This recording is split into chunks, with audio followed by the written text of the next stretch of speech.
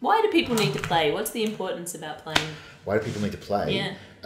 Play facilitates flow, which makes you calms you down, makes you better at what you do, and gives you a kind of meditative space to be able to get away from your stress. Play also improves you physically, like the obvious answer of running around and getting physical activity, increased physical activity, makes you healthier. It improves your intellectual faculties because it asks you to make decisions and think strategically and also think imaginatively. And it also exposes you to strangers, so it improves your social skills and provides ongoing experiences of socialization outside of your own sort of silo, which makes us more empathetic. So fundamentally, play makes us better people.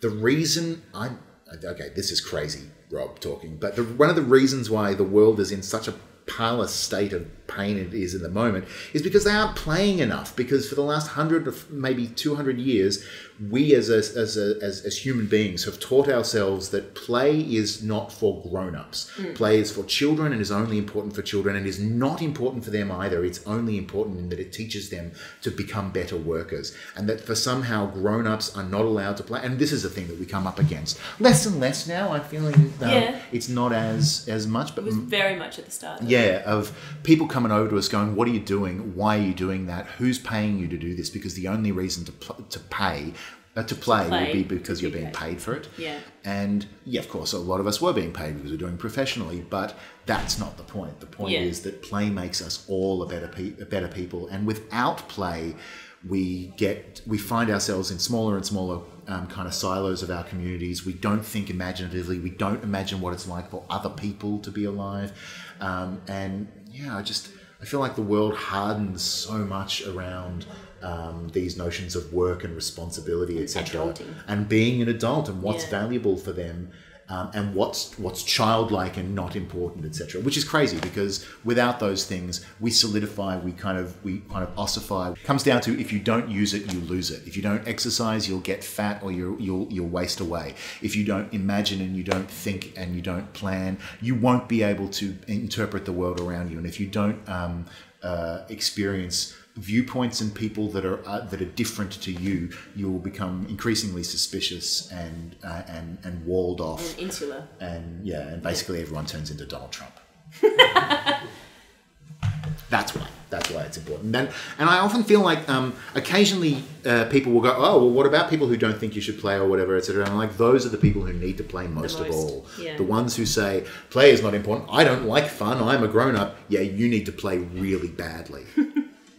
And there's all this research about why play is so important for kids, not just like when they get home, but actually in schools there are specific times for play during class times, because play helps them socialize, and it helps them understand the world and their place in the world and all this sort of stuff. And I just don't understand why once we hit teenagehood that stops. It just stops. Yeah, like that. It's not important anymore. That's exactly it. And I mean, surely this is one of the reasons why people are suspicious of each other, why people resort to violence to solve their problems. All of this sort of stuff. Why people fall back onto dependency issues to be able to cope with stuff. And not only that, but beyond the individual, there are impacts for society in that if people were playing more, they would be healthier. So it would have a less demand on the health system, etc., etc. Like the amount of people would be living longer lives. People would be living longer lives. That the research of older people, that if they have a community, that they will live longer, not just because someone will notice if they've stopped turning up to things, but because they've got that social interaction and that social. It keeps the brain more active. Yeah, whereas people who don't have that just sort of ossify in a armchair until they die. Yeah, right. Yeah. And then on top of that, I feel like with all of that plus the fact of research, so there's a huge amount of research around playing games for children, like a massive, an unhelpful amount of research. And then there is a smaller amount of research for the benefits of games and play for Alzheimer's and for old people and for the sick. Yeah. But for grown-ups and adults, like the people who need it most, there is nothing. There's no research that I can find about how games work for and benefit people in their 30s or their 40s. There is some research around how games can benefit corporations and improve productivity. But again, it's all in service of this makes you a better worker, etc. And there's nothing wrong with that either. Yes, it does.